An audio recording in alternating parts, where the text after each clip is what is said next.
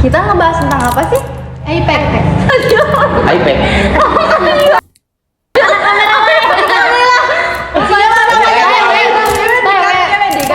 iPad. iPad. Halo, saya Risa. Halo, nama saya Amelia. Halo, nama saya Muhammad Iqbal Firdaus. Makan dan sholat Halo, nama saya Najil. kami dendangkan Halo, nama saya Gisela. Sekadar Selamat datang para petualang. Hari ini kita akan menjelajahi salah satu organisasi paling menarik di dunia, yaitu APEC atau biasa disebut dengan Pacific Economic Cooperation. Siapkan diri kita untuk sebuah perjalanan yang penuh pengetahuan. Kalian juga pasti pernah melihat cuplikan dan foto para pemimpin dunia yang berkumpul selama pertemuan tahunan para pemimpin ekonomi APEC bagi banyak orang. Petualangan kita dimulai pada tanggal 8 November 1989. Disinilah APEC lahir sebagai jawaban atas tantangan ekonomi di kawasan Asia Pasifik. Mari kita gali lebih dalam. Emang terbentuknya APEC gara-gara apa sih, Riz? Nah, terbentuknya itu, kalian bayangkan saja suasana di akhir tahun 1980-an, ekonomi global sedang bertransformasi.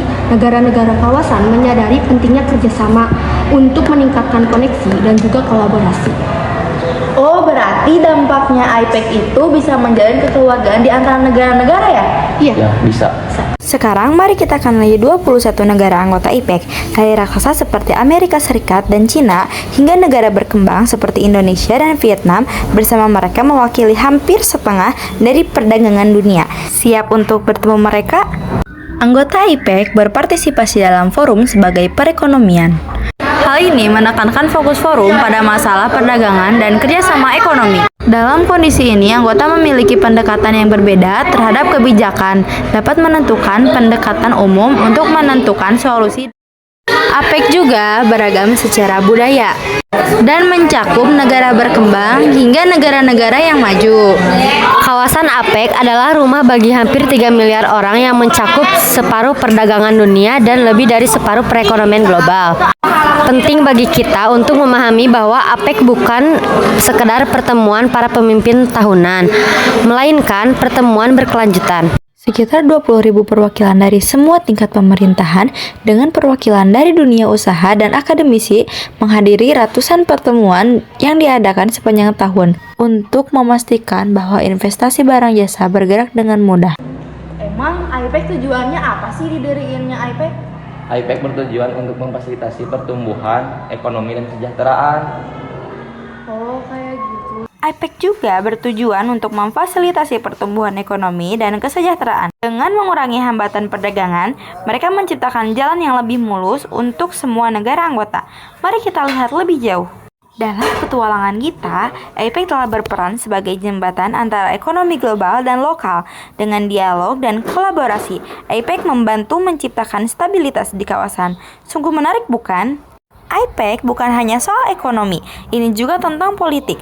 Di sini negara-negara anggota mendiskusikan isu-isu strategis yang mempengaruhi keamanan dan kerjasama. Meskipun bukan organisasi militer, stabilitas yang dihasilkan sangat berharga. Dampak APEC terhadap hubungan internasional sangat besar. Kerjasama yang terjalin menciptakan iklim dan kondusif untuk investasi dan perdagangan, memperkuat jalinan diplomatik antar negara. Seperti platform yang kerjasama untuk menangani isu-isu yang penting. Platform untuk kerjasama, bahkan ketika para anggota mengalami isu-isu di luar forum, maka mereka akan tetap terlibat satu sama lain. Juga, forum ini didorong oleh konsensus dan setiap anggota mempunyai suara yang setara dalam pengambilan keputusan karena anggota dapat bekerja sama tanpa adanya tekanan. Adapun beberapa peran utama APEC dalam konteks dunia modern. Yang pertama, mendukung perdagangan dan investasi bebas. APEC mendorong liberalisasi perdagangan dan investasi di antara negara anggotanya untuk meningkatkan pertumbuhan ekonomi. Yang kedua, memperkuat koneksivitas infrastruktur. APEC memfasilitasi konektivitas infrastruktur baik fisik maupun digital untuk menghubungkan negara-negara anggota dalam jaringan yang lebih efisien. Yang terakhir, mendorong pembangunan inklusif dan berkelanjutan. APEC juga berperan dalam menciptakan pembangunan ekonomi yang inklusif dan berkelanjutan, memperhatikan masalah sosial seperti kemiskinan, kesetaraan gender, dan keberlanjutan lingkungan. Nah, sudah beres nih. Petualangan kita di dunia APEC berakhir di sini ya. Dengan peran dan dampaknya yang signifikan, APEC terus menjadi tempat berkumpulnya para petualang ekonomi di kawasan Asia Pasifik. Terima kasih telah bergabung dalam perjalanan ini. Sampai jumpa di petualangan berikutnya.